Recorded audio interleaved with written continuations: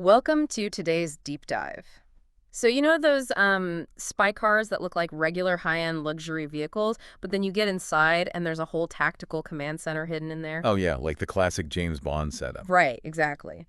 Well, today we're actually looking at the real-world airborne equivalent of that. We've got this fascinating briefing document on Gulfstream's special missions fleet, and our mission today is to uncover how these seemingly standard, billionaire private jets are secretly operating as covert flying hospitals, extreme science labs, and secure military command centers. It's wild because it completely shifts how you view these aircraft. I mean, you see that classic aerodynamic profile and you just assume, oh, it's a CEO heading to a meeting. Yeah, for sure. But the reality inside is intensely specialized. Hmm. And honestly, the scale of it is what really got me. I mean, they've delivered over 200 of these special missions aircraft across more than 40 countries. And they've been doing this for over 5 decades.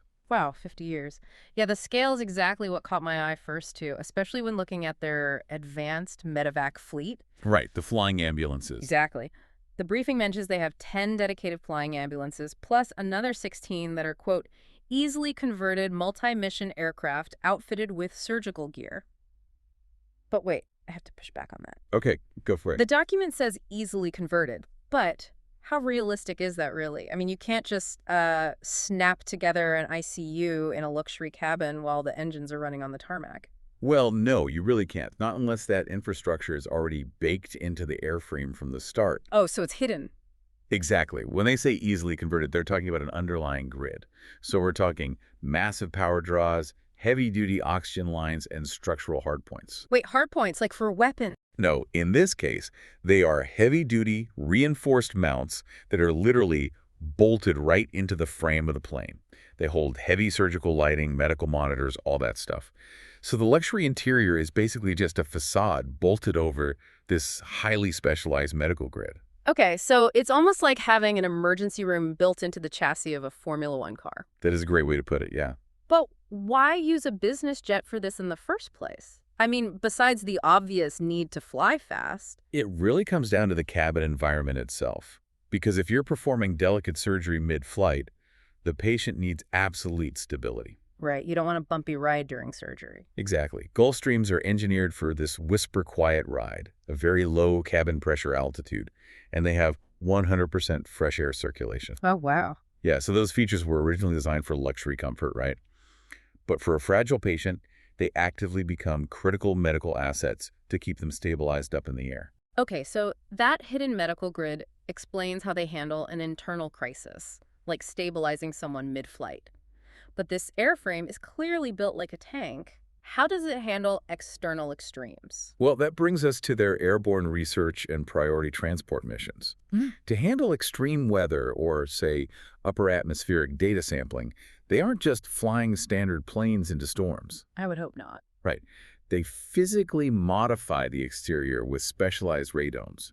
Those are the dome-like housings on the nose or belly that protect advanced weather radar. Oh, right. I've seen those. Yeah, and they also reinforce the wings with heavy camera mounts and atmospheric sensors that are designed to withstand intense turbulence and ice. Which makes total sense for chasing hurricanes, but then the briefing kind of flips the script again. How so? Well, you've got 30 countries using these jets to transport heads of state and 10 more countries using them for other VIPs. So they are flying world leaders into, and probably more importantly out of, hostile or remote environments. Exactly. And whether you are taking a research team into a severe storm or extracting a VIP, the core requirement is actually identical. Well, let me guess. It just comes down to getting out of Dodge as fast as possible. Pretty much, yeah. It's all about extreme reliability and freedom of movement.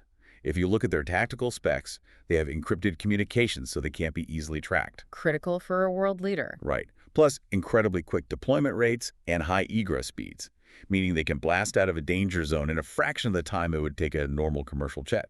And on top of all that, they are certified for steep approach capabilities. Right, steep approach, meaning they can basically dive into and suddenly climb out of incredibly short, highly restricted runways. Exactly. So imagine a head of state needing an emergency extraction from a tiny airstrip in the Swiss Alps during a snowstorm. That is the exact scenario these jets are built for. It really is master-level camouflage. I mean, they take extreme endurance, heavy payload capacity, and sheer tactical utility, and wrap it all up perfectly to look like standard high-end aviation. So, the next time you're near an airport and you spot a sleek private jet taking off, you really should wonder, is that just an executive or are they off to track a hurricane?